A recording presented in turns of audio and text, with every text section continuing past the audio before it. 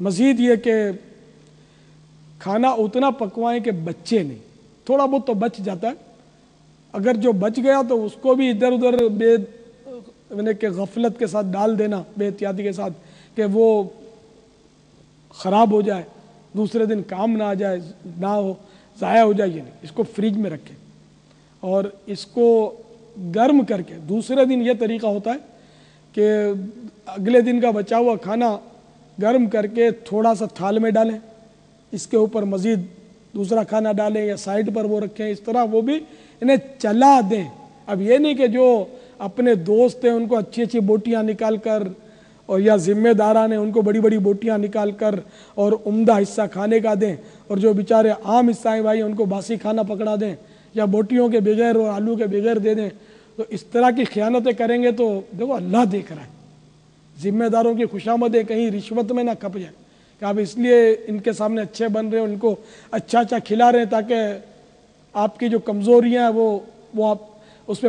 پردہ رہے اور آپ دعوت اسلامی کو نقصان پہنچاتے رہیں، یا اللہ تعالیٰ کے ان کاموں میں خیانتیں کرتے رہیں۔ نہیں، آپ نگران کو بھی وہی دیں کہ جو ایک عام راہگیر اور مسافر کو دے رہے ہیں، عام اسلامی بھائی کو دے رہے ہیں وہی الیاس قادری کو بھی دیں، عام اسلامی بھائی کو جو دے رہے ہیں وہی نگران شورا کو بھی دیں، عام اسلامی بھائی کو جو دے رہے ہیں وہی اراکین شورا کو بھی دیں، عام اسلامی بھائی کو دے رہے ہیں وہی آپ کی ڈویژن مشاورت کے نگران کو دیں، اپنی تحصیل مشاورت نگران کو دیں، اپنے آپ کے اپنے ذمہ دار اور نگران جو ہوں شورا کے مشاورت کے ان کو دیں، سب کے ساتھ یکساں معاملہ کریں اس دیگ میں سے جو سب کو کھلایا جا رہا ہے۔ ہاں کوئی ذمہ دار یا نگران اپنے گھر سے کوئی عمدہ چیز لایا وہ مستثنا ہے، اس سے وہ تو ذرا وہ لایا اس کی مرضی ہے، لیکن جو نہیں لایا اس کو ہم دیگ سے اچھی اچھی بوٹیاں چھانٹ کر دیں، یار یہ بڑا کہ تہمت بھی لگ سکتی ہے اس میں، اور بڑی یعنی کہ دل جلانے والی بات ہے، دوسروں کی کوئی بولے گا نہیں اس کا دل جلے گا، اور تیسرا آپ پر بدگمانی کرے گا کہ یہ خوشامد کر رہا ہے، تو یہی تو مزین تہمت ہے کہ تہمت کا لوگ گمان کریں گے آپ کے بارے میں، یعنی گمان قائم ہوگا اسے تہمت کا۔ تو اس لیے ان چیزوں سے آپ احتیاط فرمائیں، جو انتظامات کریں گے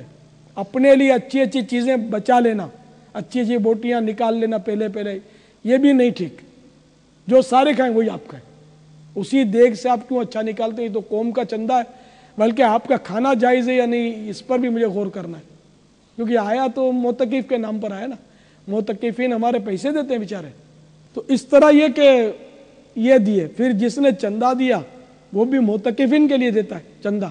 تو جو اعتکاف نہیں کرتا، خادمین اعتکاف نہیں کرتے نا، اکثر خادمین معتکف نہیں ہوتے،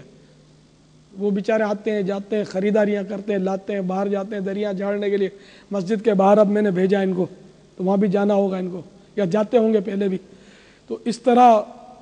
معتکف تو نہیں جا سکتا نا باہر۔ تو اب ان کا کھانا کیسا؟ عرف تو یہ کہ وہ کھاتے ہیں، تو معتکفین کے لیے جو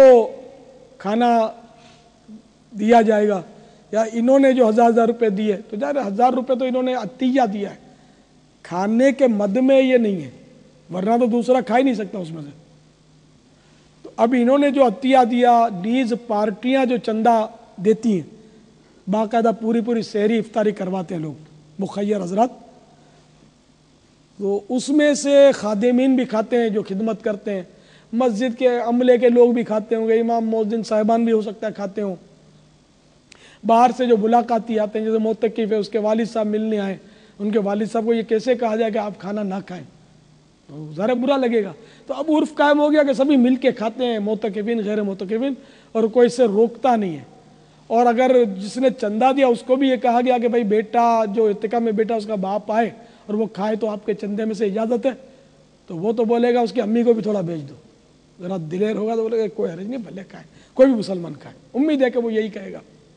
تو اس طرح چونکہ عرف قائم ہو گیا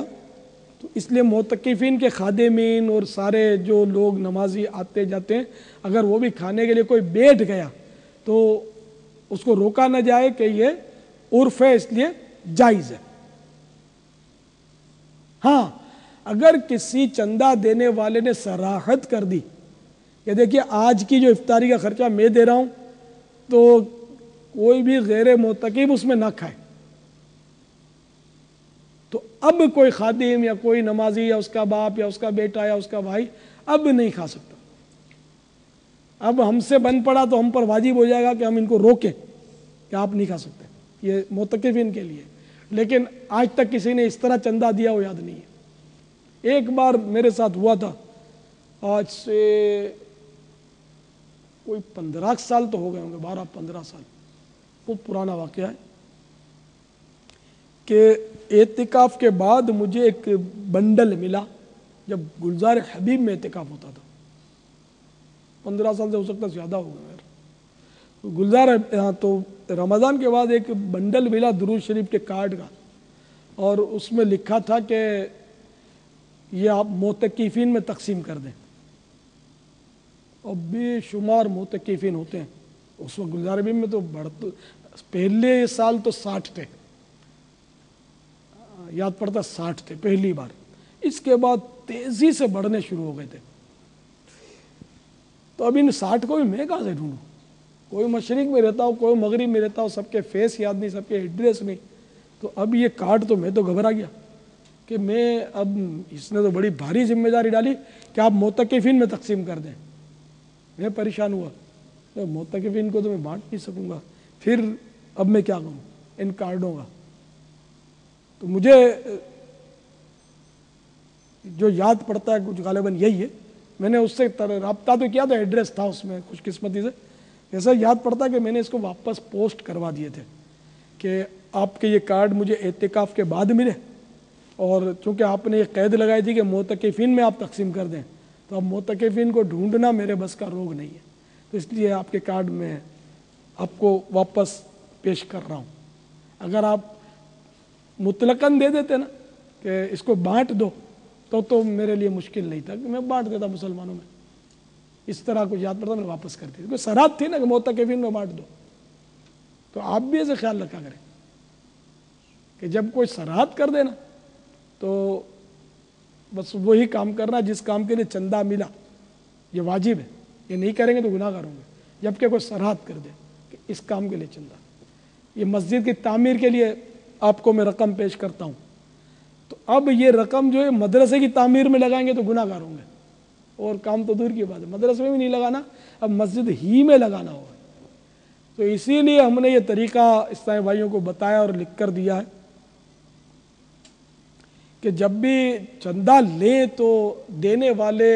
کو یہ کہہ دیں کہ آپ جو ہمیں چندہ دے رہے ہیں اس کی ہمیں اجازت دیں کہ دعوت اسلامی کسی بھی نیک اور جائز کام میں اس کو خرچ کرے. تو جب وہ ہاں کہہ دے گا تو اب ہمارے لیے بہت وسعت ہو جائے گی. اگر آپ نے کلی اختیارات دے دیں تب بھی وہ ہو سکتا ہاں کہہ دے گا، لیکن کلی اختیار میں عوام مانا نہیں سمجھتے. تو لفظ کلی اختیار اس کو نہ کہیں. ہر نیک اور جائز کام میں خرچ کرنے کی اجازت دے دیجئے، یہ جملہ بولیں. مگر زکوٰۃ فطرے کے لیے بولنے کی حاجت نہیں ہے، کہ زکوٰۃ فطرہ کا تو ہیلا کرنا ہے. اب جس سے ہم نے ہیلا کیا نا اس سے کلی وہی جملے کہلوانے ہیں، باقی اس سے تو جزاک اللہ کہہ کے آپ لے لیں زکوٰۃ فطرہ، پھر ہیلے کے لیے مدنی مرکز کو پیش کر دیں. اسی طرح جامعۃ المدینہ، مدرسۃ المدینہ یا جو بھی ہمارے شعبہ جاتے ہیں مجالس ہیں، جہاں جہاں چندہ آئے، لوگ دینے کے لیے آئیں، آپ لینے کے لیے جائیں، تو ان سے یہی فرمائیں کہ آپ کا یہ چندہ یا یہ قربانی کی کھال، آپ کا یہ عطیہ